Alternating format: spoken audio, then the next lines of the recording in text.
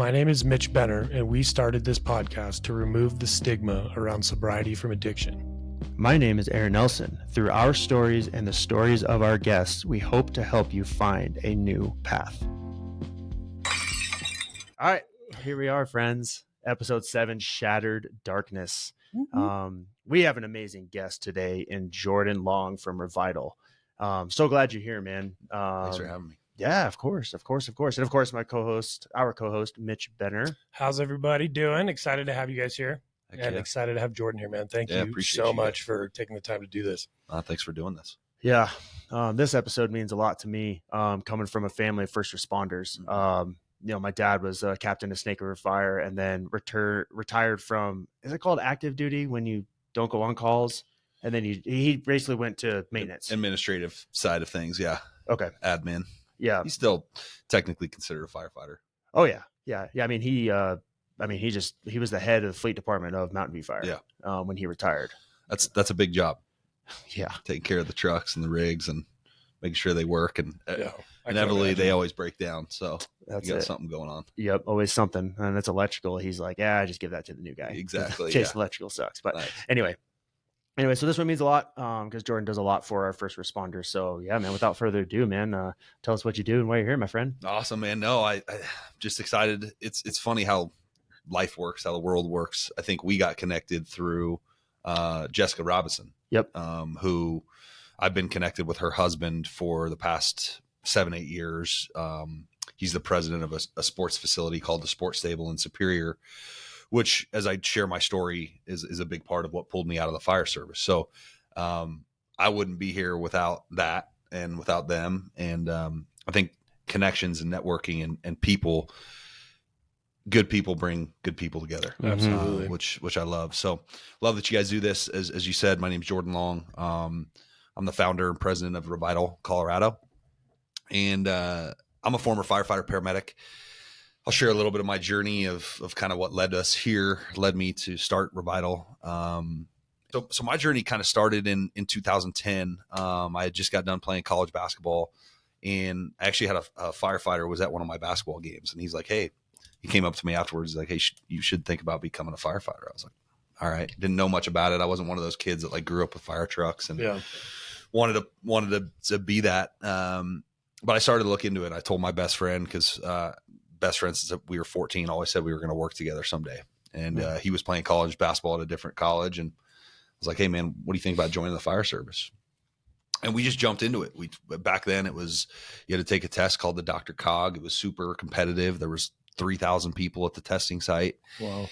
And about 2 weeks later, the lieutenant from Southwest Adams County Fire called me, and he's like, hey, we're starting a volunteer academy, and would love for you to come. And so I called my buddy, and he inevitably got the same phone call, which is kind of crazy. Nice. Out of a list of 3,000, they called both of us. So I think God's hand has been on this, from the beginning. But as I said, I didn't know anything about the fire service. Everything I learned was from the culture around me. And very early on, I knew we were it's funny because I worked in the neighborhood in an area that was 10 to 15 minutes east of where I grew up. And I had no clue what happened in that area. Yeah. And this, just for the list, this is in South Denver, right? North Denver. North Denver. Okay. Basically like, 65th and Federal, 80th and Pecos, 80th and that's Washington. a rough area, dude, because I lived right off 72nd and Pecos for a while. Yeah. And it's, it just, things over there never fail to amaze you. You get to see some funny things, but there's some tough stuff as well. But early on, I was told, don't bleed this stuff on your family. And 2 years into the career, I got married, and to my high school sweetheart. Actually, we've been dating since we were 14. So she knew me coming into this profession, which is different from guys and gals that meet somebody in the profession. They can't notice a difference, right? Because that's all they know. Whereas my wife, she noticed a huge change 4 or 5 years into the career. But basically, 2 years into the job before I got married, 9 of the and everything I'm about to share is not indicative of the culture there now. Like, things have gotten way better. way different. And I'm not even knocking it. I think this is true of a lot of the fire and police agencies and responder culture. Mm-hmm. But 9 of the 11 guys in my first crew had all been divorced at least once. They all openly drank like fish, and they came to my wedding with red Solo cups yelling, "Have fun with your practice wife," as I got into the limo. Wow. Oh boy. I remember getting into the limo with my wife, and we kind of laughed about it, but I told her, I'll never become that. Yeah. Famous last words, because 3-4 years in, culture that you're in starts to permeate your being, whether you want it to or not, if you're not careful. Right. Yep. And I came into this profession with a strong faith foundation, strong family support system, and still it started to take a hold of me. Mm-hmm. And some of it is just how you process what you see on a daily basis. Right. We're seeing, the death and the demise of humanity every single day. Saw kids, hurt and dead, and shootings and stabbings and ODs. And back then there was no talking about it. Right. There was dark humor, and that was it. Mm-hmm. And, well, and you said too, like when you came into the fire department, and again, not bashing this culture, I can't even imagine that, dude. Like I've seen a very small fraction of that kind of stuff. But you said like even coming in, they didn't really have much of a platform for you guys. It was just like, hey man, just like don't bring this home to your family. Yeah. And that was it. Yeah. That's crazy. And that's become a big part of our mission, is educating folks in the academy now of, hey, this is, and not a doom and gloom speech. Right. And nothing that we do and talk about is doom and gloom, because it is one of the best professions, if not the best profession, right? You go into the schedule's amazing. The benefits and the pay now are really good. And you truly are honored to be with people in their worst moments. Right. And you have the opportunity to make a huge difference and save a life. And it's the ultimate form of service, man. Yeah. It's incredible. Yeah. And that's, I love that. Like, I just have so much respect for you guys. Yeah. Mm-hmm. But we weren't preparing people early on prior to probably 2019, 2018 in a lot of areas, of how to deal with it, how to handle it. It was suck it up. It was drink your problems away. It was whatever you need to do. Just make sure that you're good when you come to shift. Right. Right. And let's not show weakness in that sense. And you don't want to, because you feel like, if I say something about this call bothering me, I'm weak. Right. I shouldn't be here. Yeah, man. That, not to interrupt, man, but that is a big thing. Toxic. I'm not going to say toxic. I hate that word, but the masculinity side of it, right? I mean, I was going to say the same thing, because it kind of is, dude. Like, and it's toxic. And you think about this, I think when people identify toxic masculinity, they think about like these alpha males that are just douchebags. It's not, I think it's more about what's going on in the individual. Yeah. You know what I'm talking about? Like, like you have this idea that I need to be this strong, put together person. Therefore, you don't talk about what's going on in your heart, your head, and you guys are seeing the worst of the worst. And so that's when I think I don't hate that term, because if you apply it to yourself, it makes a lot of sense. Well, that's what's going on every single time that the tones go off or the radio comes on and you hear the call for the first time. You're like, buckle up. Yeah. I'm going to put my gear on and I'm going to show up. And I'm nervous inside about what I'm going to see or what I'm going to show up to. And can I handle this? And as a medic, am I going to know what to do? Am I going to know what procedure to perform? And so there's a lot of that, but you don't show it. You can't show it outwardly because of what you just said. Right. And that stands true today. I think there is a healthy fear and a healthy way of dealing with this, because you do have to show up and you do have to perform under pressure, but we have to be better about supporting those going into it and educating them about, hey, this is what's going to happen. This is the reality of your career and the mechanism of stress injury. But here's the ways that you can cope healthily, right? You can have healthy relationships. You can have healthy bonds. You can cope in a way without alcohol and substances. Yeah. Or balancing that, because oftentimes it gets out of balance and out of whack. Right. So, kind of back to my story and my journey, 3-4 years into the career, back then we weren't getting paid a lot. And I had 2 young kids at home. I started a business on the side. And this also kind of plays into, I think, a lot of the responder culture, especially fire, more than law enforcement, because of our 4 days off. A lot of us have secondary jobs. Yeah. Well, for me, that meant going from 48-hour shifts at a busy station to where I wasn't sleeping to working for 3 or 4 of my 4 days off. Yeah. Business was growing. It was great because it was helping us financially, Mm-hmm. and it was giving me something to do outside of the firehouse. Yeah. And when I would come home, I wasn't able to give my family what they needed, right? I thought I was being the father and the husband that I needed to be by providing and working. But man, I missed out on 3, 4, 5 years of my kid's life. Right. And then when I would come home, my wife would tell me, "Hey, you're irritable. You're less present. You showed no emotion." I'm like, "No, I'm fine." Yeah, right? exactly. I'm fine. Yeah. And we always say the term now when we teach, fine stands for effed up, irrational, neurotic, and emotional. And emotional. Right? Yeah. That's the acronym for fine. And it's interesting how much of us use that terminology. Hey, how are you? Oh, I'm fine. Yeah. Instead of, hey, where's your head at today, man? Dude, I love that. I Such a love good that. way to- Right? Because you're setting that tone from the very beginning. Yeah. I love that. And I always think about stuff like that too. Like, cause I'm in real estate and constantly questioning people and thinking about, okay, if I ask this question, what's it going to trigger inside of them? Yeah. So I love that question. I think that's really awesome. Yeah, I learned that from a doctor, Dr. Sarah Metz, who started Code 4 counseling. She taught us, that's how you approach people is where's your head at? Yeah. But Yeah, man. So all of that kind of culminated into some family stress, using alcohol to sleep to try to cope. 4 or 5 shots of whiskey. Thought that was the answer to sleep because I wasn't sleeping. Couldn't turn my mind off. Sadly, it's effective, isn't it? Yeah, effective to make you pass out. Yeah. But you don't feel rested the next day. Yeah. Mm-hmm. And you don't stay asleep, right? You're not hitting that REM sleep, as you guys know, and that's huge. So this just became kind of a cyclical thing for us. And Was your wife aware of everything that was going on, like the drinking and substance abuse? For the most part, I've known her since we were 14. I hide very little from her. Yeah. I would say there was probably times where I would go in the kitchen and she didn't know how many. Yeah. But she was a part of the journey with you for the most part. Yeah. Huge part of it. The problem, my biggest downfall was she wanted into my world and I wasn't letting her in. Yeah. Okay. Do you think that came from a place of like protection?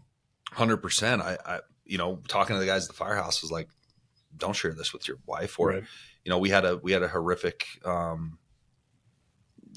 stabbing that involved a child and an elderly woman. And I remember like, I can't tell my wife about this. Yeah. She doesn't need to know Yeah. the details. Yeah. The reality of it is what we teach people now, set an expectation with your spouse. Because there are spouses that can handle that. There are spouses that are in healthcare and occupations that are similar and they want to know. Or even if they're not, they may be able to handle it. Right. But you have to set the expectation early because unsaid and unmet expectations are the biggest things that create problems in marriages. Yeah. Unsaid, unmet. That's the key right there is unsaid. Mm-hmm. And that's, it can be, you can apply that to any area of a relationship. 100%. Yep. So set it early, and we didn't do that because I wasn't taught that. Right. And so I'd come home from work. Hey, how are you? How was shift? It's fine. And I wouldn't share with her. I would share with her some of the funny things or some of that stuff. But a few hours later, she might hear me on the phone with a buddy, whether he worked with me or not. And I felt like they could handle it. So I would share some of the details of the incident with them. And then she'd be like, what? You don't want to talk to me? Yeah. You were just gone for 2-3 days. You don't want to talk to me. You want to talk to your buddies. Yeah. So that hurt her deeply, but I didn't know. Yeah. Because I had no awareness, right? And all the while you think you're doing the right thing. Yeah. I think I'm protecting her. Yeah, I'm protecting exactly. her because we got 2 young kids too. Right. And inevitably, really the calls that I would say stuck with me the most and probably still do are the kid calls, Kids, right? Yeah. For sure. I don't want to say you get over the adult stuff, but I agree, dude. It's even in TV, man. Yeah. Like it's hard to, especially when you have little kids, and it's like, dude, I just watched the John Benet Ramsey documentary and I've followed that whole thing my whole life. we were all, I was like 8-9 years old and it made me cry, man. Like I have a 6-year-old daughter, for sure. and it's like, I don't know. It's just, it's crazy. I totally understand what you mean. And that would affect me big time. Well, it becomes relatable. And in the essence of why we were doing a poor job in the industry early on was what affected me might not affect you. Right. Mm-hmm. And I remember this vividly. One of the kid calls that we had, it affected a lot of us, but there was one of the individuals on our shift that he didn't have kids. He seemed unfazed by it. Right. Wow. The next shift we came in and we ran a call on a dog that had been run over. He is weeping on the side of the road over this dog. Sorry, that's and not I'm funny. like, it's not funny. well, but, and I'm kind of like giggling about it, Yeah. right? Because dogs aren't humans to Right. me, but I didn't have dogs at the time, and that was his kid. Right. Like he associated that call with his reality. right. Perspective is everything. Yeah, totally. And that hit me in that moment. I'm like, dang, what affects me doesn't affect him. And it was traumatic for him. Mm-hmm. And it's funny because there wasn't really a stigma associated with, hey, that call with the dog messed with him, right? Whereas all the other ones, there's kind of a stigma associated with, like, how could that affect you? Right. It didn't affect me. So interesting dynamic there. Yeah. And something that we talk about a lot nowadays is, what may affect you may not affect another. So you got to know your people. Mm-hmm. You got to get to know each other at a deeper, more intimate level. Because a lot of our stuff, especially as men, is surface level conversation. Right. Not a lot of people are willing to go below the surface because it's uncomfortable for us. Right. Especially with what you guys are doing on the podcast. You guys are getting below the surface in these podcasts. You're talking about substances and addiction, and that's huge, right? Yeah. Bring it to the surface. What happened to transparency and honesty and humility? Right. Well, and personal accountability. Personal accountability. Yeah. Huge. And that's one thing I think that we want to focus on big time. Like, especially with the drinking thing, that's where this whole thing starts, is just looking at yourself and you're like, okay, I've got to take personal account. I made these choices. I stand by it, whatever. Mm-hmm. But yeah. I got a question for you real quick on that. I mean, with the kid calls and talking with guys is, when you get back to the station, I'm sure not everybody goes immediately back to sleep depending on the time. Is it parallels to a locker room where you sit around and talk? Sit around, get a cup of coffee at the kitchen. The kitchen table is where everything happens at the firehouse. Right. And we'll talk about how it's different from law enforcement, but we'd get back. It might be 3:00 in the morning and we'll get a cup of coffee and sit around the kitchen table, and we may laugh, we may joke, somebody might go up to their room, but most of the time after those tough ones, those critical ones, we're sitting there. We're at least, we may not even be talking about the call. Right. We maybe saw something funny happening on the way to the call that helps us deflect in a way from what actually happened. But yeah, that's. How are you trying to get guys better equipped now with what you're doing at Revital to be sitting in those conversations to deal with it better? Yeah, great question. And I'll share a lot more of that when the story comes. But what we have nowadays and what we've created, and not us specifically, but in the industries, is peer supporters, right? And so we've created peer support teams, and you've got individuals that step up to say, hey, I want to be a peer supporter. What they're doing when they're on shift, or what they should be doing, because not everybody gets the same training and whatnot, but ideally they're keeping track of what's going on the whole shift or on the streets during their shift. If a call comes across like that, most of the time the peer supporters are going to call the station, they're going to call the lieutenant, and they're going to check in. Hey, you guys good? Then they're going to say, hey, do you think this requires a debrief? Should we set up a debrief? A debrief is bringing your clinical oversight of your agency into, and it's a clinician, it's a counselor, it's a therapist, and we're going to sit around and they're going to say, where's your head at with this call? Yeah. And oftentimes that was even really hard to do. It wasn't done in my career until 2017, 2018 was the first debrief that we ever had, because in 2016, peer support started. A group by the name of Building Warriors came in. A former firefighter, Kelly Gilchrist, had started a clinical group that was culturally competent to the responder world. And they started doing debriefs. Dr. Sarah Metz and Brower and Nicoletti, these are all clinicians that are responder specific. So they'd come in and do that. But even for a lot of us, that wasn't comfortable to chat. Well, and I was going to say too, like, it sounds like that was kind of forced on you guys. Oh, absolutely. And that, I'm learning that in our world of recovery, like, if it doesn't start with the individual, it's going absolutely nowhere. Yep. So, and I don't want to jump too far ahead because I'll share a lot of this in the Revital stuff because there's a lot to share. Yeah. Long story short, going through my journey, going through the years of shutting down emotionally, utilizing substances in an unhealthy way. The biggest thing was an unhealthy balance of work and life. And I know some people don't like work-life balance. I do think there is such thing. Absolutely. For me, it was completely out of whack. And I didn't know until it was a little bit too far. Yeah.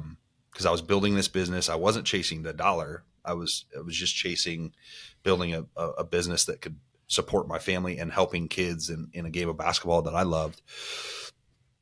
And in 2016, a lot of it came to a head with my wife and I, and with myself personally. I just finished paramedic school. I had 3 kids die in the back of my ambulance in 3 weeks. And then we got a call at 2:00 in the morning. I only slept through 2 calls in my whole career. The very first shift that I worked, I slept through the call, and the engineer, who was, I love him to death, but he was a prick. He beat down my door. I jumped out of bed, hit my head on the cabinet, and ran the call. And it was funny. It was a joke, right?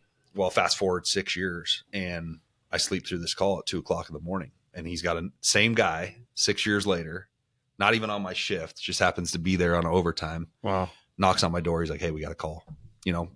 I'm not a rookie anymore, so he's not going to. So yeah, he's not going to. Yeah, exactly.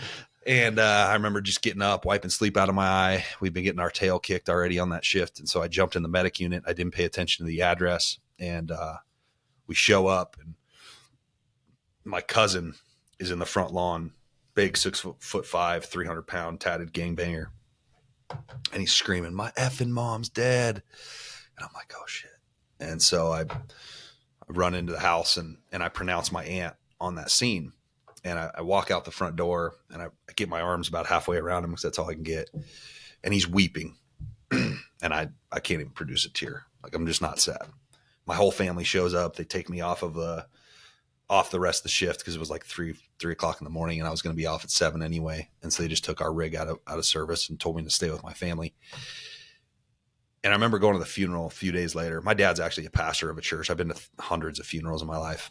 And my wife's like nudging me. She's like, "Aren't you sad?" Because I'm not crying. My family's weeping. We lost our aunt, 52 years old. And that was my aha moment. Like, okay, this career has had an impact on me, whether I want to see it or not. Right. And the things my wife are telling me, that I'm irritable, I'm emotionless, are true. But I still did nothing about it. I didn't go see a clinician. I did nothing. I just kept pushing through like a lot of us do. And I buried a lot of it. And in another 2 to 3 years, this is what led to the sports stable and Derek Robinson. I got in there and started doing some of our basketball business at the sports stable. And we partnered up with the facility. Well, I took on a financial burden at that time. I had no business taking on. I didn't know what I was doing. My partners and I were in over our head, but that caused an unbelievable amount of stress outside of a stressful job in and of itself, because now I had to come to work ready to be on at all times, but I'm dealing with all this other stuff. So I'm working on that stuff while I'm at work. It was just really unhealthy. And I'm at our busiest house, our busiest station as a brand new medic. How many calls you get a day? We would get like 20 to 30 in a 48-hour period. That's crazy. And on the medic unit, you're transporting. So each call is an hour long because of call to hospital to report to back to the station. Yep. Anywhere from an hour to 2 hours long, depending on the nature of the call. So you're running, and they're even busier now than we were back then, which is crazy. It's just a busy area, and there are a lot of agencies, and it doesn't matter whether you're at a busy station or not. That adds to it because of the sleep deprivation and the cortisol and the norepi jumps and all that hormone imbalance that a lot of us don't take seriously. But you could be at a slow station and have, something horrific happen, and it just rocks you. And if you're not healthy outside of work, you're not prepared. You don't have the capacity for the complexity of our job in order to process it. And so you're going to turn to unhealthy coping skills and strategies or relationship issues. And it's a domino effect, unfortunately. And so, like I said, long story short, I finished the career. I'm a peer supporter at that time. Didn't have a lot of people coming and talking to me. But when my wife and I our relationship came to a head basically in 2018, late 2018. We got into an argument and I snapped. And I'm a pretty level-headed person. So for this was pretty out of character for me. But I believe I had some whiskey on board as well. Yeah. I was never somebody that like drank to get hammered drunk or anything like that. It was just, couple to feel a little bit, disassociate. Yep. Help you sleep a little bit. Help me sleep. Yep. But I snapped and I ripped my shirt off my back. I threw it against the wall and I removed myself from the situation. I walked upstairs and tears just started rolling down my cheeks. And I hadn't shed a tear in 9 years. Vivid images of things that I'd seen over the years started rolling through my head to the point where I was uncontrollably. I walked back down, sat next to my wife after this huge blowout fight, and she's scared. She doesn't know what's going on. 10, 15 minutes, it finally subsides, and she's like, "What's that?" I go, "It was a mental break. I got too much on my plate right now. I don't know what to do with it. I got no outlets. My hobbies, which are going to lead to Revital, fly fishing and golf, I wasn't doing them. I didn't really have a huge desire to do them. And if I was doing them, I probably wasn't doing them in a healthy way." And so she said, "That's it. You got to choose one career or the other, or you're going to lose your family." And the back door was always closed for us. So I was like, all right, I'm going to go to my chief. And I loved my career. Like I wasn't ready to leave. Right. I didn't even think the career was really the impact. It was the stress outside of work compounded with those calls. And I told my chief, I said, I got to resign. He's like, "Are you sure?" It's like, "Yeah, man, I got to go run my other business and take care of my family." And you don't see many guys at 32, 33 years old step away from this career. Right. That's right. When it gets going, pay gets good. You're vested. You got retirement. You make it 20 years, 25 years, you can retire and live well from these industries if you're healthy. Right. Okay. That's a huge caveat because we'll talk about that towards the end. And so he said, "Well, we want you to stay on as our peer support lead and our department chaplain." And I'm like, "No, you don't." I'm twisted up. Yeah. He's like, "No, you're well respected around here. We want you to stick around." So I left to go work full time in my other gig, and had guys reaching out for help left and right. The very first call that I got, and this is huge because this plays into your guys' podcasts and your mission, was a guy that I worked shoulder to shoulder with, side by side, hung out with outside of work, had no clue the depth of what he was going through. I showed up to his apartment. Basically, the chief was like, "Hey, I need you to check on so-and-so." Yeah. Showed up 2:00 in the afternoon. Lights were completely off. 175 a jack completely gone. And he's hammered in his underwear, dark, holes in the wall. And this was a really well put together individual. No wife, no kids, but always, he was so OCD that when you walked into his apartment, the vacuum lines were perfect. Like that's how he was. Wow. So that's crazy. To walk into his place and see it disheveled and him disheveled was like, whoa, what's going on? That happened 8 more times. I had to call 911 8 times. Me and I called a couple guys, reinforcements in, and we worked through his alcohol addiction to the point where we put him in 2 90-day treatment facility stints, and he ended up losing his career to alcoholism. Yeah. One of my partners in work called me, said he was suicidal. He left the career, walked multiple people through divorces, pulled a gun out of one guy's hand. And I was like, man, why is all this stuff coming now? I'm not a part of the brotherhood, the sisterhood anymore. But what I thought I saw was there was enough separation, enough of a gap. Even when we trust our peer supporters and our peers in our industries, we feel like it's going to make it the way around the station. Right. And people are going to know our stuff. Gotcha. And they're going to air our dirty laundry, even though most of the time that won't happen. Yeah. It's the way that we feel. But I was now separated. So I think that's why they felt comfortable coming to me. So real quick, you were a peer supporter in the department. In the department from like 2017 to 2019. And you hardly got any calls. The second you're out, one after another they start coming. Yeah. Okay. For about 7.5 months straight. And to the point where like I dropped my work stuff to go just take care of just that. go take care of the situations that were coming. And You're it was good, man. all from my agency. Right. That's the crazy part of this. We're talking about one department that's not even very big. 100 people on our agency. You know, I have a question. You said something about how, and I get the airing the dirty laundry and stuff like that, but like, is that a bad thing? It just turns into a gossip center, right? Yeah, We got a bunch of grown, I don't want to say men because we got men and women, but you're there for 48 hours. It's like a frat house at times where you're like, you need to talk about something. And it could come up. And it could come up. Yeah. And it's like, oh, did you hear about what? Yeah. Hear what Aaron's doing? Does that have an impact on so-and-so's career? Oh, it definitely can have an impact on their career, but the deeper impact is their image. Yeah. And your image your reputation in these places probably means more than most. Okay. Because this is just a world that I don't understand. Yeah, I've never been in it, and so I'm just curious. Yeah, and it's it's another thing, like you said earlier, it's that masculinity piece. Right. You don't want to be looked at as weak. You don't want your dirty laundry aired. You don't want people. You want to look like you have it all put together at all times, right? Because and society labels you a hero. That's a problem, in my opinion, because a lot of us, we don't want to be talked about as heroes. Right. That's not why we do this job.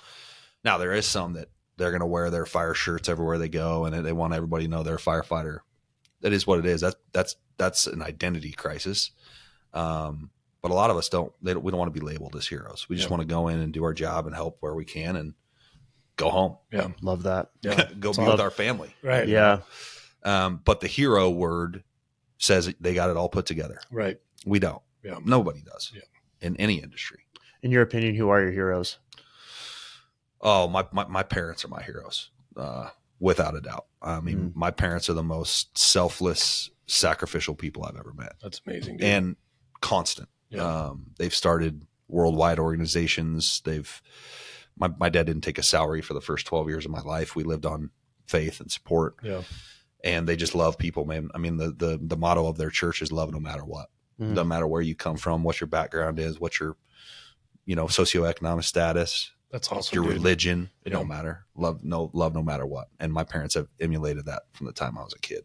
That's amazing. That's probably why you're doing what you're doing, man. It is. And yeah, there's so many ways we could go with that, but it is for sure. Good for you. So that leads to 8 months after I'm gone, and these things are coming. And my chief calls and he's like, hey, this is my former chief who I've still been in touch with through all this stuff. He's like, I want to take you to a symposium in San Antonio. Fire, police, military. We show up. There's 150 people in the room.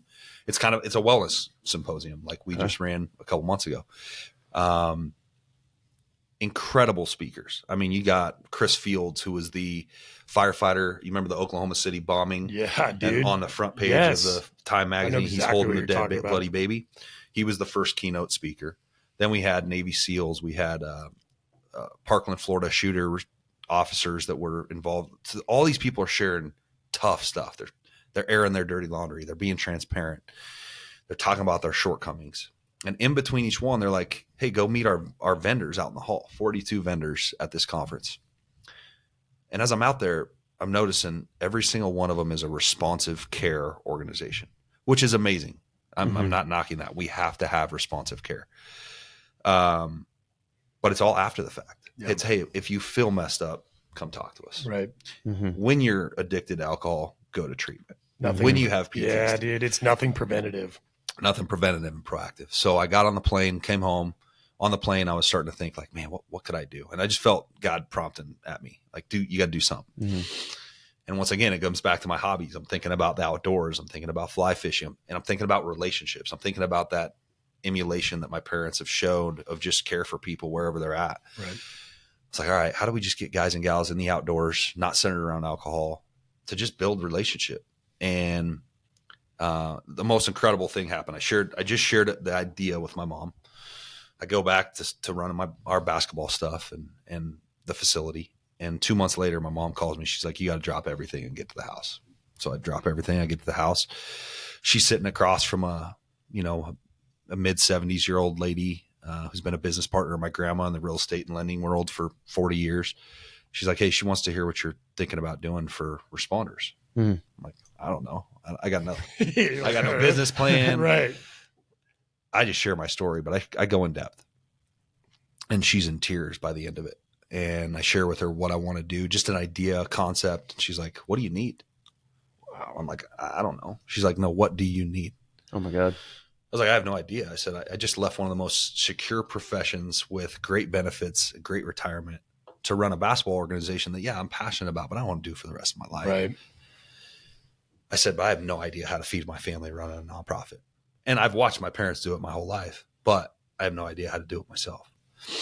She's like, don't worry about your family. I'll take care of you and your family while you get this off the ground. Wow, dude, and I literally left there in tears because she stroked a check.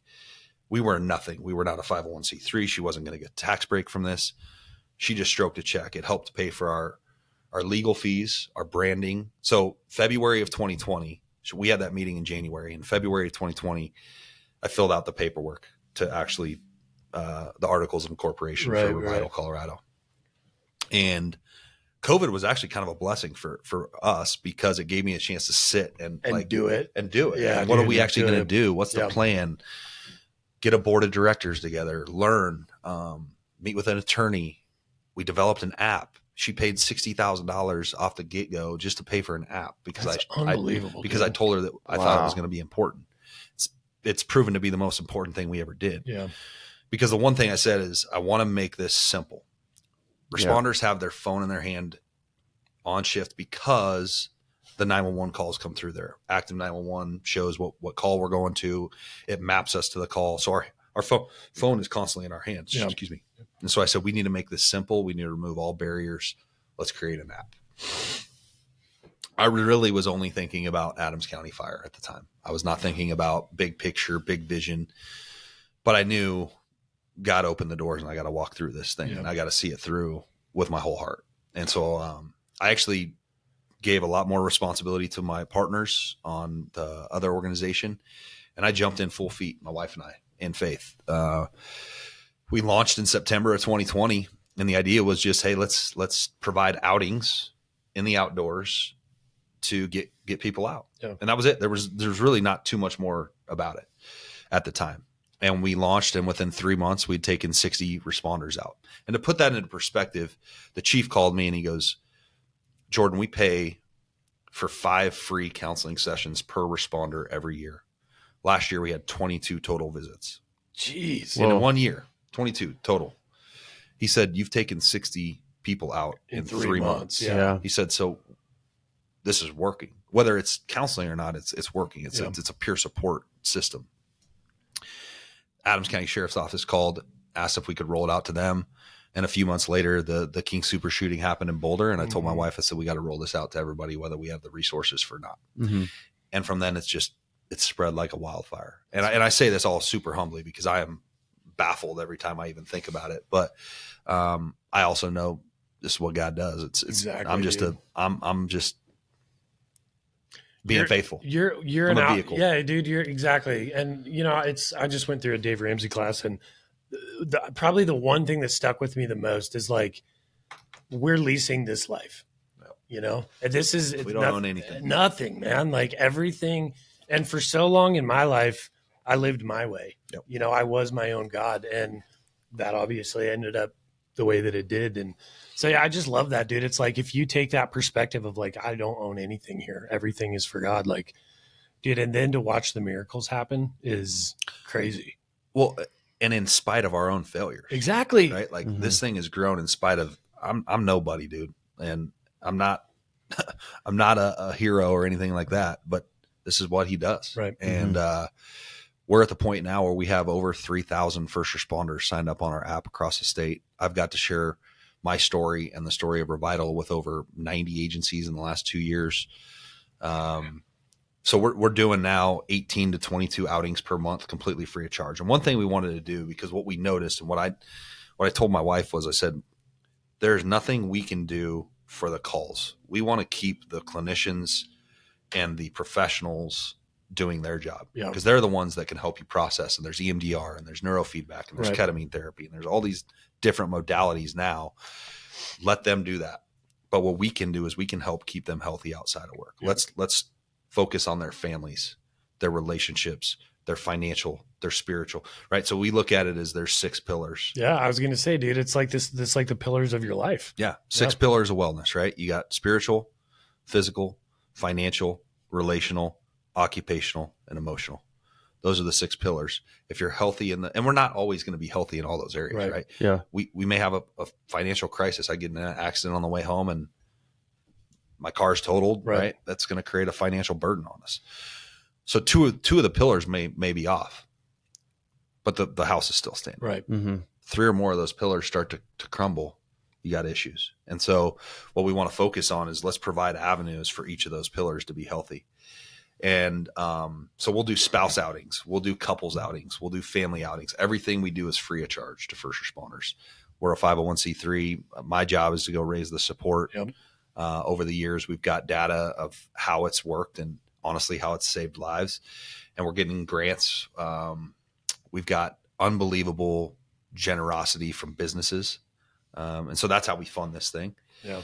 But it's morphed into so much more. I mean, one of the things we want to do is we want to be a bridge to those professional resources. Yeah.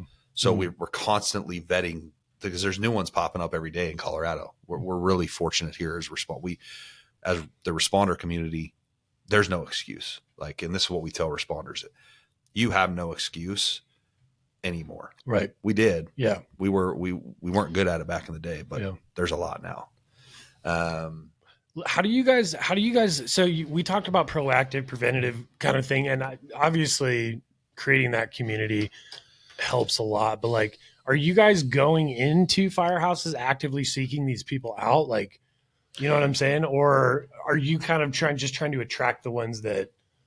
It's honestly, it's word of mouth, the way that it's spread. I mean, I get calls and emails probably 3-4 times a week from different agencies that are like, hey, we want to get you in to share your resource with our people. Yeah. And what I tell them is the best thing that can happen. It's not about me, but it's about if I can get in front of them and share my story because I'm willing to be transparent. Every place that I've done that at, I can't tell you how many people come up and be like, dude, man, I'm in the same spot. Bro, I'm in the same boat. And that's what I'm trying to teach my kids right now. I'm like, you want to be a true leader? Do the thing that you're asking people to do first. Emulate it. Show them how to do it. You know, and I was like, you have to be willing to get dirty. And I was like, if you don't, then you're not a leader. Yeah. You know, and so that's incredible, dude. And the same thing happens with Aaron and I, you know, and we just sit down and we talk about the crap that we've been through, dude. It's just like people want it. They need it. You know, and if you look at faith and you look at the life of Jesus, like it's why we named our podcast Shattered Darkness, because he went and looked for those folks, the people that needed him, you know, and it's like we didn't have to live this old school doctrine of the Old Testament, you know, and that's what I try to embody. That's what we're trying to embody is like, no, let's bring everybody in here and I will start by being completely transparent. Yeah. And then you pick up what you want, 100%, plug in where you want. But dude, that's amazing. Dude, all it is it's one beggar showing another beggar the way of the bread. Exactly. Yeah, man. It's what it is, dude. I mean, this life it's broken. We live on a broken planet. Right. And one thing that we really emphasize a lot is what's your purpose? Yes. Why do you do what you do? Right. It can't just be I'm a firefighter, I'm a police officer, I'm a dispatcher. Right. To be that. Yep. And unfortunately it is for so many. Well, and their identity becomes that. It's a very honorable thing, you know, and I can see how easy it would be to identify with that because it's like, why would you not be proud of that? Yeah. You know what I mean? So that's interesting too, that I'm sure you struggle a lot with identity crisis and things like that. Well, it's huge. I mean, even when I left, I remember the day that I left, I wept for, I don't know, 3 days, 4 days, because my identity, when you ask somebody what you do, inevitably for firefighters and police officers, I am a firefighter. Yeah. I am a police officer. You're not. Yeah. That's just what you do. Right. That's not your identity. You're a father, you're a husband, you're hopefully something bigger than your occupation. Even though it is admirable and it is cool, it can't be your identity because it will leave you, whether it's in 25 years, 30 years like your pops did, or 9 years like I did. Right. And it may be on your terms and it may not. But if you don't come to terms and grips with that's not my identity, that's unfortunately why we see so many suicides at the end of the career. And we're seeing it more cops and firefighters die by suicide than in the line of duty right now. Yeah. It's sad. It is. And we're seeing it with spouses too.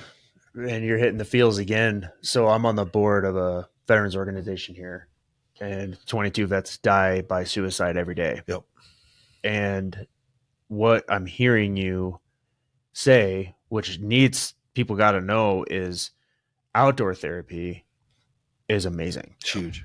So I heard about a guy that takes vets, leave your phone, leave everything, 2 weeks out in the woods. Yep. And it has proven way more beneficial than the hyperbaric chambers and all this, which are great. Again, They're amazing. Yeah. but your identity thing, vets, you're always a Marine, but you're not a Marine anymore. Yeah. Army, everything. Yeah. And it's huge, man. I can't tell you how, all this is huge, huge, huge for the people listening, man. Well, and back to the faith thing. We live in an unbelievable state. If you can't walk outside and look at those mountains and be on a river and look at the trees and see a creator, right, you're missing something. I agree. And I'm not judging. I'm just saying, look deeper.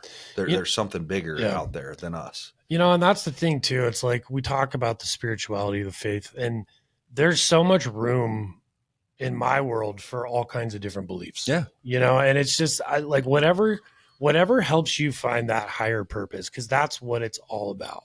And going through rehab and things like that, it was like, that was the one thing I think I loved the most about it, is it forced me to go back to my spirituality. And then, it's like you press into that and that purpose will show up in your life. Well, look at what it's done for our society when we pull it out of society. Exactly. We've tried to pull it out for the last 6 years. Has that done us well? No, not at all. It's horrible. It's horrible. It's horrible. So, yeah, there's a reason for that. Exactly. For sure. And we need community, right? We need connection. We need stuff like this. And what better way to just go out and have some fun in the outdoors? And that's all we're trying to do. Same thing as your vets organization. And I know we work with the same ranch a lot of times.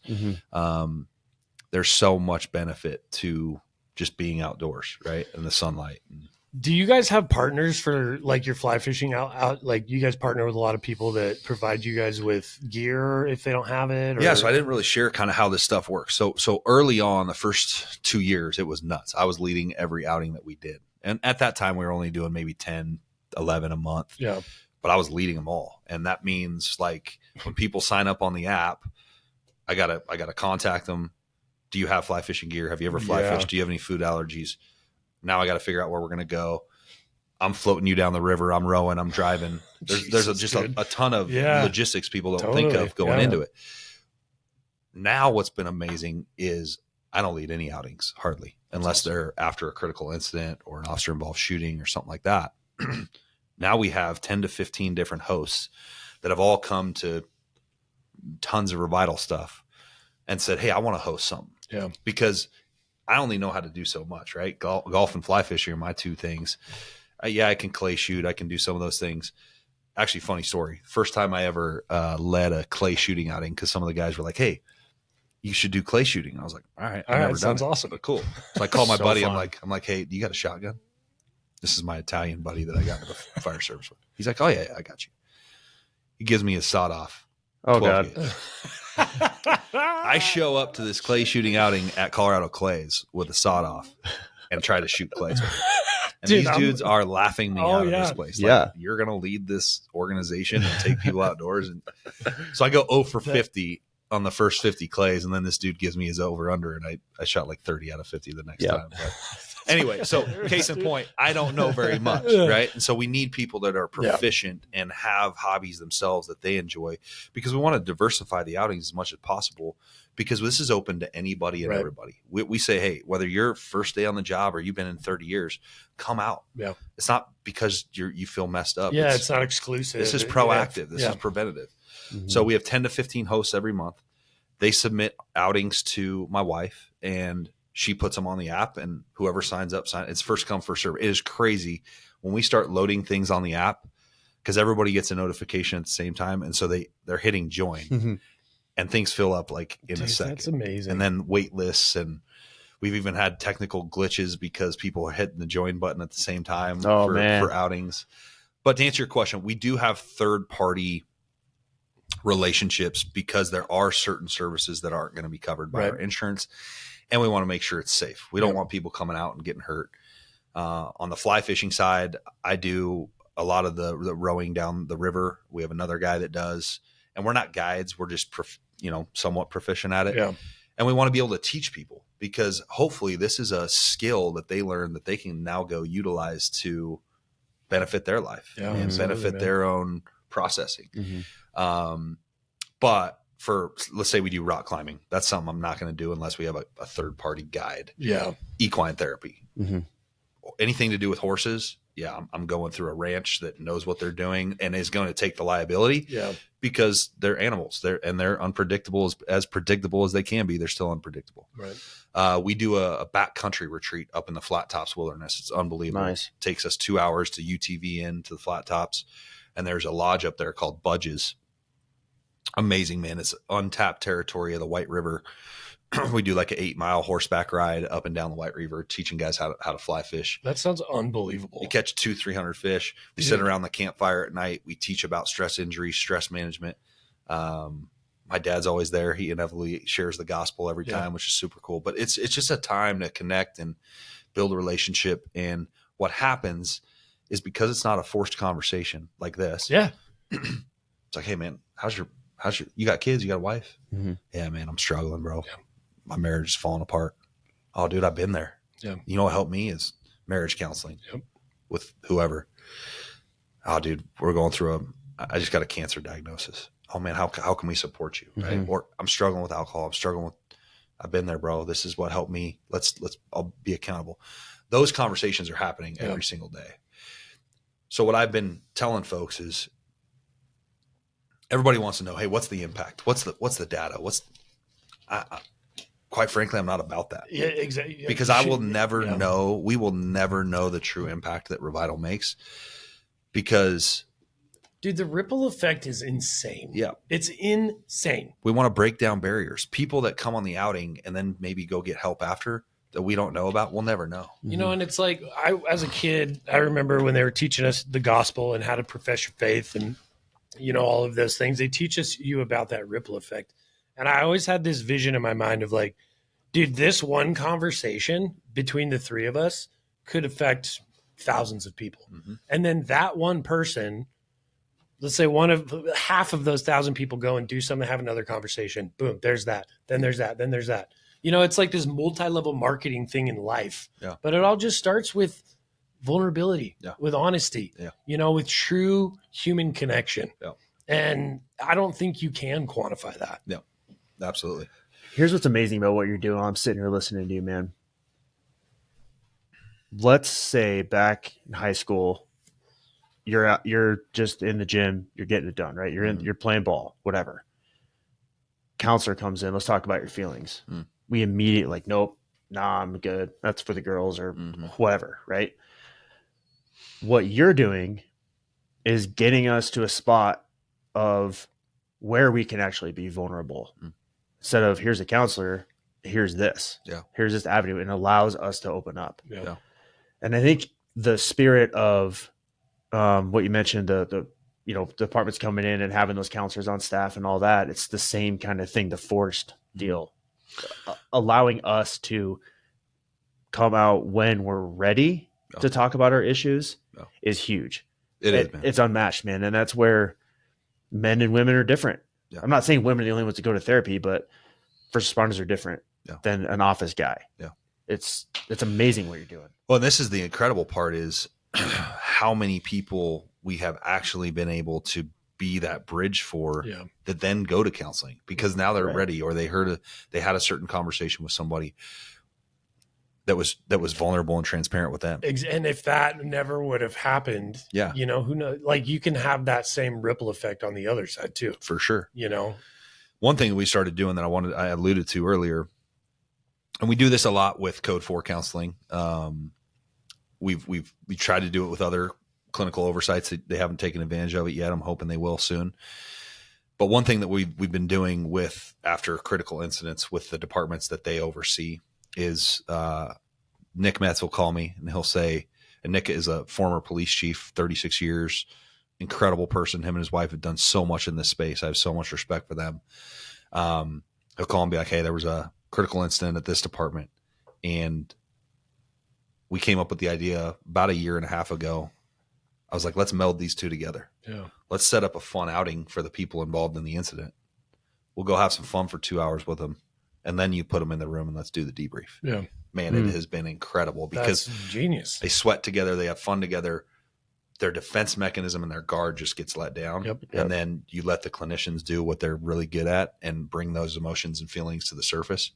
It has worked extremely well with the departments we've done it with. And I'm talking after officer involved shootings they had to take lives and stuff like that. You got these grown men that are talking about their feelings and talking about how it impacted them or impacted their spouse or their kids. Right. So that is an avenue that has been really well received. Yeah. And I don't know. I was talking to my wife about this last night, and in the world that we live in, I don't know, toxic masculinity is I think it's kind of phasing out a little bit, but now it's like men almost get portrayed as idiots. Mm-hmm. You know what I mean? And it's like, and I told my wife, and I'm like, I hate that so much because from a spiritual standpoint, you take the man out, the rest of the family follows, mm-hmm. And I was like, look at the statistics on children that go to church. If they're invited by their father, there's an 85% chance that they spend their life in that space. Yeah. If it's not by their father, then it's not. And I'm like, that is a massive impact that men have in this world and on their families. And, and I'm like, and then you get all this shit thrown in your face. You get told you're stupid. You walk out the door, you're an instant target, and so it's just, I love, and it starts there, and it starts by having that conversation of like, dude, I'm not good. Like I'm struggling here with my wife, we're having this conversation or whatever. And it's everything you can do to avoid resentment for the people that are close to you in your life, and it's talking about it. Oh man. And I have so much respect for what you're doing, dude. Like it's incredible. You guys too. I mean, I wouldn't be here wasn't for you two doing what you're doing and shedding light on it. So I've heard a lot of stories, man, but yours, I had goosebumps awesome, lot man. of the time through this, man. And I really appreciate what you're doing. The crazy part is we just kind of scratched the surface on it. Right. And there's so much more. And I think, and I'll start to speak to the general public. I think the general public, during COVID and after, the minority has been loud. Yeah. Right. I still believe 95% of people back the blue and the law enforcement specifically because they've gotten a horrible rap. And I couldn't even imagine doing their job in this day and age. Yeah. But when I go and I share with them, the first thing I do, just like military, thank you. Thank you for what you do. Yeah. I appreciate you more than you know. And we need more good people, but we need you to be healthy in your job because and as Nick Metz put it, when somebody calls 911, you want that officer, that firefighter, that ER nurse, whoever it is, taking care of your family to be as emotionally healthy as they can be. Right. We can't do that if we're not taking care of ourselves outside of work. So everything that we're doing and we're talking about is how do we optimize our performance? Mm-hmm. And these are all high performing individuals, just like you two, right? Yeah. All of us want to be good at whatever our job is, whatever our life is. Oftentimes we don't put that same effort into our family. Exactly. Or into our physical health or our spiritual health. We focus so much on our occupation that we let everything else fall to the wayside. Yep. And it's like, no, guys, it's the opposite. Right. If you put a lot of your focus and effort on these things, your occupation is going to be easy. Really is, because you're going to be a high performing, and especially in these lines of work, you're going to have that capacity for the complexity. You can be more than just what you do. Yes, dude. And I can testify to that just in the last 12 months. I got sober last November. That's awesome. So it's 12 months, and it's just the clarity and everything. Like, yeah, man, my life has changed dramatically in a short period of time. It's incredible. And it's that kind of stuff. It's just sitting by myself with God, like, okay, break me down, and putting your belief system on the front line and letting people judge you for it. Yeah. And it's just like, okay, like bring it on. Yeah. So, dude, we ran a conference a few months ago, and actually it was November 13th, and we hit on those 6 pillars, but the only pillar that we did not have a speaker for was the spiritual side. And mainly because you want to stay neutral, right? If we just come out and start preaching to people, unfortunately it's going to turn them away and turn them off. Yeah. But it's like, how do you find ways to just, this is the foundation of life. right? And there is absolute truth, whether people believe it or not. There is absolute truth.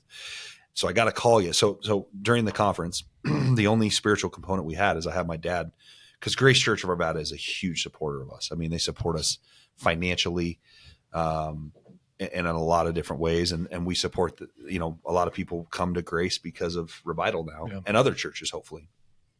But one thing I asked my dad to do was say, hey, shoot a short 2-minute video about purpose and identity. And I said, keep it somewhat broad and talk about love no matter what. Well, inevitably, right, he did an amazing job. And as he always does, as he should, he snuck the gospel in there. Well, I got a call yesterday from a gal who I'm very close with, and she was at the conference. And I don't know what her faith is or her belief. We've talked about God in general. Most people don't have a problem with God. They have a problem with Jesus, right? Sure. That's 100%. You can talk about God all you want. It's when you start bringing in Jesus, now you've brought the Christian faith in or whatever it is. So she said, I asked her, I said, hey, honestly, what was the feedback on the conference?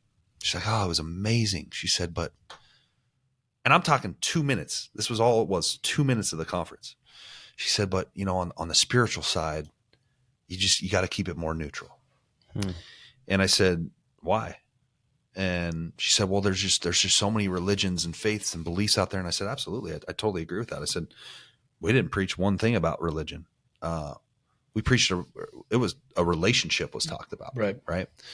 Religion is in my opinion, the problem in our world. Yeah, right? I agree. It's a relationship with God. Yes. That is the difference. Yes. And I said, if you knew the truth if you really believed in your heart and in your mind, you knew the truth about something, and you didn't tell me, what kind of friend of you, or what kind of friend of me are you? Yeah. Even if it was going to offend me or hurt my feelings, if you didn't tell me what you believed was the truth, what kind of friend are you? I believe this is the truth. And we shared it in a very open, honest, loving manner. And people still have a problem with it. You know what I think people have a problem with is Christianity is the only faith that requires something of you. And it's like, okay, once you come to grace, that's the start of the journey. Yeah. That's not the end. No. And that's what I think that people, and it's scary, right? But it's actually the only one that doesn't require something of you for salvation. For salvation, correct. Right. But I'm talking like, if you want to live your God-given, Revital is obviously your God-given, it's your purpose in this life, and that requires something of you. Yeah. Something that's greater. It takes you to places that are, I'm guessing, extremely uncomfortable. Oh yeah. Scary. Yeah. And that's why I think there's that. Plus, I also think that there is a massive, massive difference between religion and spirituality. Mm-hmm. And you hit the nail on the head. Religion is my parents' God. Mm-hmm. Is the God that's like, sit down, shut up, don't say anything in church, or you're going to go, get spanked or whatever it is. Yeah. It's a set of rules that you have to follow. And if you 100%. Don't, you get in trouble. That's not God. Nope. That is not. I've talked to so many people that are like, oh, I'm agnostic because, when I had a child, that child turned out this way. And my mom said it was because I wasn't believing in God. And that's the issue right there is people. It's exactly. We have gotten in the way of the word. Right. Because we have manipulated it. We have used it as shame and judgment as believers, as Christians, primarily. And that's what creates religious trauma with folks to the point where they were like, please don't mention that. Dude, and I've been through it. Yeah. Bro, what's going on in Loveland right now? Yeah. I mean, if you're a Christian, you are a freaking crazy ass conservative and you just want to, I don't want to get into that, but it's sad. Listen to town council meetings. Forget about it. Yeah. It's like, what happened to just, that's the funny part, right? Society who's telling you, let me think whatever I want to think, let me be whatever I want to be. Oh, but Christian, not that. Don't say that. Yeah. Though. Let's that one. Like, we all want the same thing, to help people. We all want the same thing. Yeah. Use the homeless shelter as an example. Yeah. Everyone's freaking out about that, but we really all just want to help the same people. Yeah. Be there for people. Yeah. You know what I think is going to happen is we're all going to die and realize that we've been serving the same God the whole time. We just twisted it as people. But at the end of the day, dude, I think if you can emulate the life of Jesus, which is what we're trying to do, if I go to hell for that, then so be it. Yeah. Yeah. Yeah, and that's all we're trying to do on Revital, man. Just love people where they're at, help them through what they're going through, support law enforcement, support fire. And where I was going with the 95% of people still back the blue, hopefully, I think people just don't know how to support responders. Yeah. And hopefully we're giving them a vehicle to do that, right? Whether they want to partner with us financially or they've got a place that we can come to. That's what we want to offer to the public, because I'm sure with your dad and you, most people have no idea what we even do. Yeah. Like you even said, it's like, I had I don't no know idea. this job, right? Yeah. Like growing up with him, I had no idea. See, and that's the thing. It's kind of this little click, and if you're in it, you're in it. And if you're not, you don't really understand it. But it's like, as taxpayers, don't you want to know what your taxpayer dollars are going toward? Totally. Right? Don't you want to know why you call 911 and who's going to show up? And oh my gosh, because people still can't wrap their head around, well, why is the fire truck and the ambulance show up? Dude, like, it's crazy. Our carbon monoxide alarms went off the other day, 2 weeks ago. Yeah. And I called my wife and I'm like, I actually am not sure what to do. Yeah. And she's like, seriously? I had to Google it, dude. Yeah. Like, I didn't know what to do. Yeah. And so they're like, well, it was obviously, it was like, call the fire department. Yeah. But maybe get out of the house first. Well, luckily nobody was there. But I like, and it was a battery, huh? No, it actually was. Carbon. Oh, it was carbon. Yeah. Okay. Yeah. We had put some weird like drip sheets in our oven. Gotcha. And it covered the vents. Oh yeah. So I'm going to take blame for that because I don't want to throw it on my wife, but that was 100% my wife's fault. Hey, but fortunately, we can edit that out. Yeah. I love you, babe. Fortunately, your detector worked, right? Yes, dude, and I literally had to replace. That's a silent killer, right? But there. to your point, like I feel like the general population is pretty ignorant to that stuff. Yeah, and it's not their fault. It's just so we want to educate. We want to give them more of an opportunity to support and when I have meetings with potential donors or business sponsors, that's been the amazing part about this is it's like, man, hardly ever do I get told no. Yeah. Even if it's, $5-10, whatever. But most of the time people are like, yeah, man, how can we support? How can we help? So we can't do what we do without the financial support of everybody. And I always want to show my gratitude for that. As you know, being a part of a nonprofit, it's tough, especially in the economy that we've had. I didn't start this during the best times, if we didn't know that already. But, dude, I think that you guys were so successful because this was something that was dramatically needed. Yeah, huge. And even during COVID, like, I think that's a perfect time to start something like this. Yeah. And I didn't know. I mean, when I started it, like I said, it was pre-COVID. I didn't know that was coming. And then obviously responders got put on blast, during it, and it was horrible. And defund the police and all that other BS that came out. I was like, no, we're supporting our law enforcement, and we're going to step up in that way. Because initially I was just thinking fire. I was just thinking my people. Right.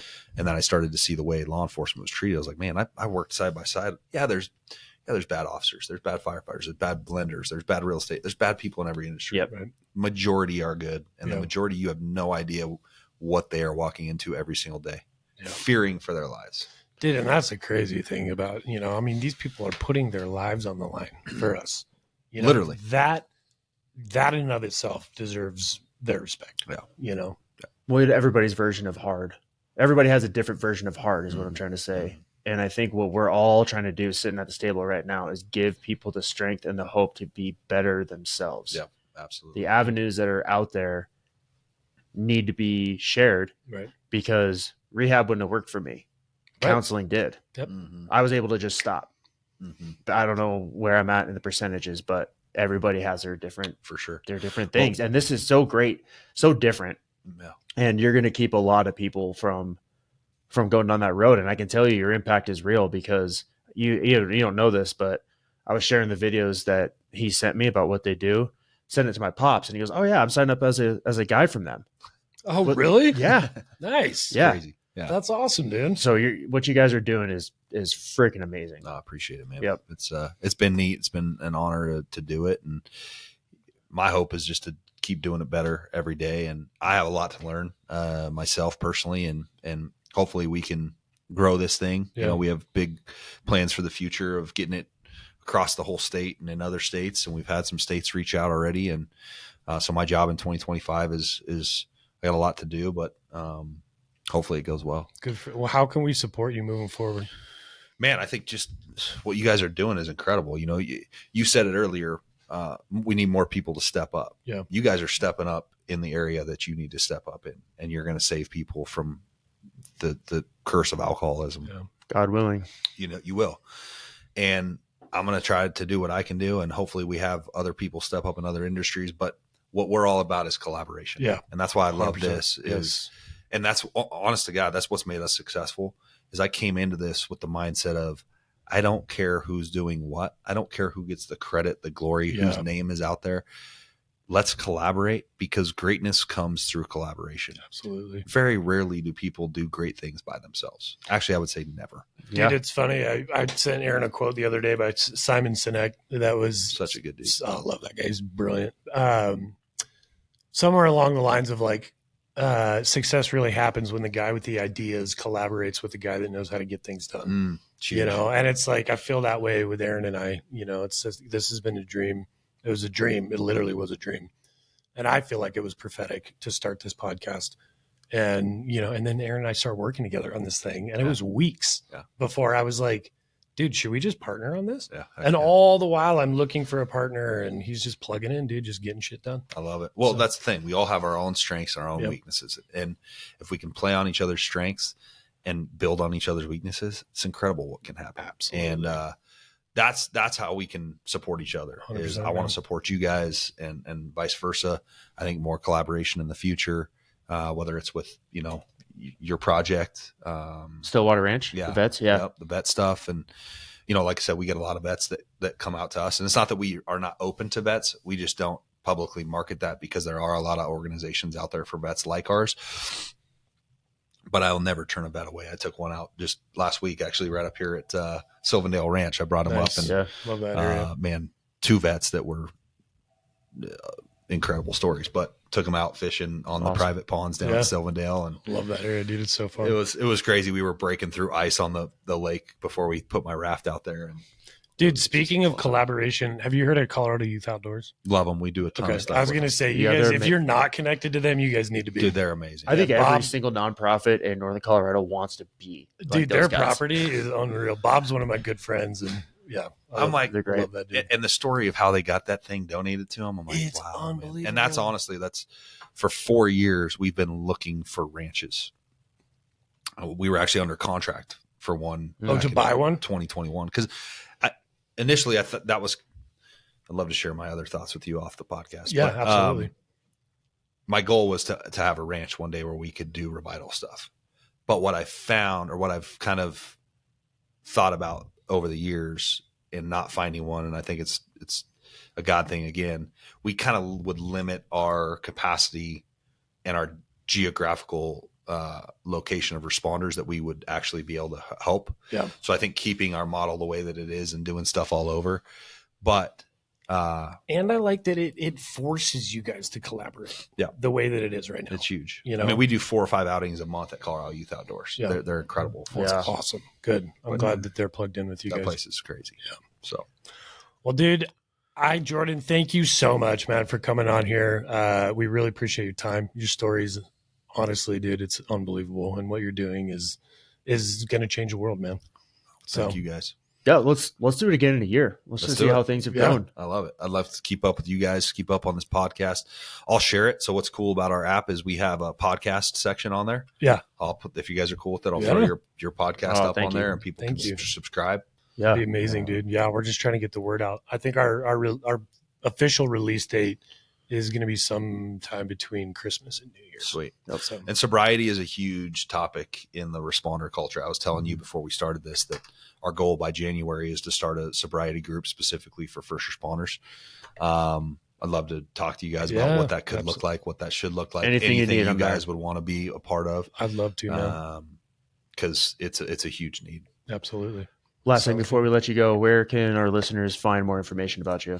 Where do they go?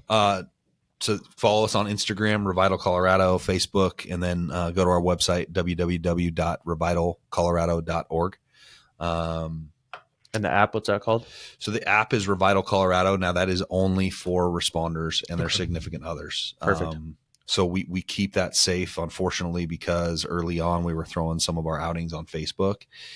And I was like, what am I doing? If any whack job wants to know where a bunch of responders are at any time, Right. they could come and find us. But so we vet people that get on the app and make sure that we know what agency they're with and all that stuff. So That's smart. for the general public, the website's the best place to go, and Instagram. Amazing. Perfect. Thanks for being here, man. Thank you. I guys. really appreciate what you're doing. It. Yeah. Appreciate Thanks, you guys. Jordan. Yeah. All right. Ooh.